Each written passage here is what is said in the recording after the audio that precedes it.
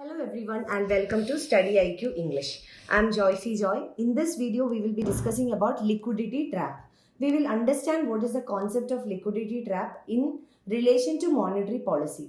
We have already discussed about monetary policy transmission and also monetary policy tools. If you have missed those videos, please do watch them before you watch this video because that will give you more clarity regarding liquidity trap. Let's get started. First, coming to what is the meaning of liquidity trap. Liquidity trap is when the monetary policy becomes ineffective. Now, what is a monetary policy? Monetary policy is the policy taken by the central bank of an economy. So, in case of India, it is the RBI which takes the monetary policies for India. So, it is the policy taken by the central bank of an economy. Now, how does monetary policy becomes ineffective? For that, we need to understand what are the objectives of monetary policy. There are twin objectives for monetary policy. One is to control inflation, another one is to ensure growth or economic growth. So, taking the first objective of monetary policy, that is to control inflation. So, what is an inflation? Inflation is the increase in the prices or persistent increase in the prices of a commodity or a group of commodities over a long period of time. Why does inflation happen? Inflation is a result of excess of money supply in the economy. So, excess of money supply. Now, we know that money supply is the factor that influences the prices or inflation. So, monetary policy aims at increasing or decreasing the money supply in the economy to ensure inflation control and economic growth.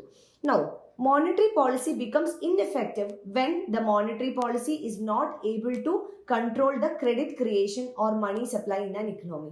I hope you get the sequence. If you haven't understood this sequence, please do watch the videos on monetary policy so that you will get more clarity on this. So, in simple words, we can say that monetary policy becomes ineffective when RBI is not able to regulate the credit creation or the money supply in an economy.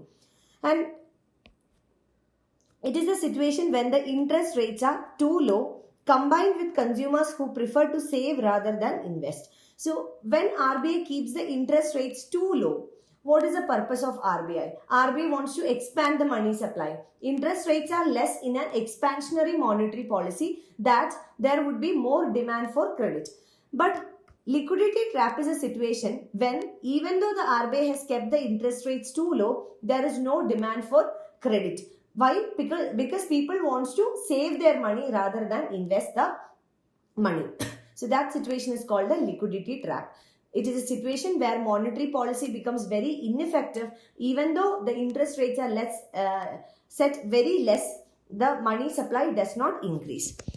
While a liquidity trap is a function of economic conditions, it is also psychological since consumers are making a choice to hoard cash. Hoarding of cash means without pushing it or injecting it into the market, they prefer to keep it with themselves. That is hoarding the cash instead of choosing higher paying investments because of negative economic view. Now, what is the reason for a liquidity trap? So, reason is that there is a negative economic view. That is, there are no better expectations about the economy or there are no positive certainties or positive outlook about the economy that it might grow in the future or it will perform well in the near future. So because of this negative externalities or negative economic view, the people does not invest their money or does not inject their money into the economy. They prefer to keep it with themselves. It is called as liquidity trap. This is not limited to bonds. It also affects other areas of the economy. Consumer spending becomes less, which means that businesses are less likely to hire. So, when the money supply is less or when people does not want to spend money, then what happens? Demand will reduce. Spending reduces means there will be reduction in the demand. And when the demand reduces, the supply or the production also will reduce. So, when production reduces, unemployment will increase. So, these are all the impact of a liquidity trap. Some ways to get out of a liquidity trap include raising interest rates, that is to increase the interest rates, hoping the situation will regulate itself as the prices fall to attractive levels, or increased government spending. So what are the ways by which you can overcome a liquidity trap? One is to increase the interest rates. Then people will not keep money with themselves. Then situation will regulate itself as the prices fall. When the prices fall to attractive levels, when the prices fall, what happens? There will be increase in demand.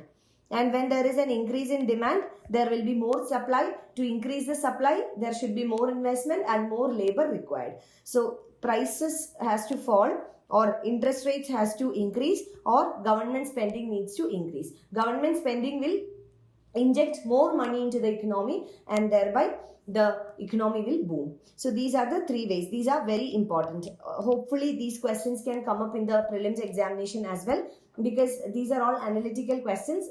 This will clearly help UPSC understand whether a candidate has understood the concept or not. So three ways by which liquidity trap can be overcome. One is to increase the interest rates. Second one, to reduce the prices, or the prices has to fall. The third one is government expenditure has to increase. Now, what causes a liquidity trap? So what are the reasons or causes of a liquidity trap? First one, the rates of interest getting low. That is the interest rates coming down. Rates of interest getting low. The consistently low rate of interest levels directed by the central bank of a country for a long period of time.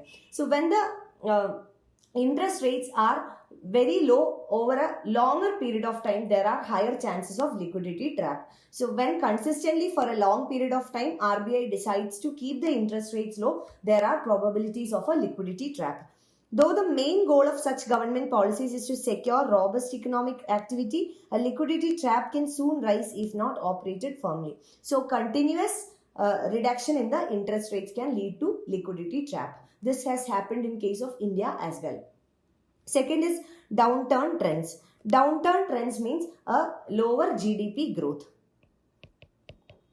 The GDP growth are less.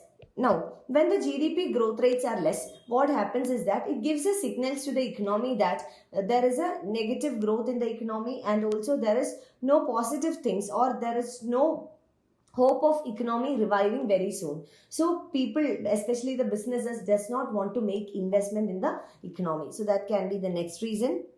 Third is unemployment. Unemployment is actually an effect of downturn. That is, when the GDP rates are grow, which means the productivity or production output generated in the economy is less. So production or output is less, and which demands for a lesser labor. That is, unemployment level increases. When the unemployment levels are high, people does not have money to spend on the economy, which will further downturn the economic activities. An effect of downturn is rushing levels of unemployment in the country. That's what we said, which intimate decreased incomes in the hand of consumers. So when unemployment rates are high, income with the consumers are less, which means their spending capacity is less. Thus, a fall in the interest rate leads to yield no outcome concerning the betterment of an economy. Next is decrement. Depressed consumer demand levels lead to turn down in the price level of an economy. Depressed consumer demand levels. So when the consumer demand levels are depressed or less, it leads to turn down in the price level of an economy. Price level reduces. Such trends have a bad effect on economic growth rate of a country, as it degrades producers from producing greater quantities, in turn to lower profit. This develops a harsh impact on the GDP of a country. So a decrement is depressed consumer demand. So depressed consumer demand is the next reason. One of the most significant strategies of dominating liquidity trap is through an expansionary fiscal policy. Fiscal policy is the policy taken by the central government in an economy.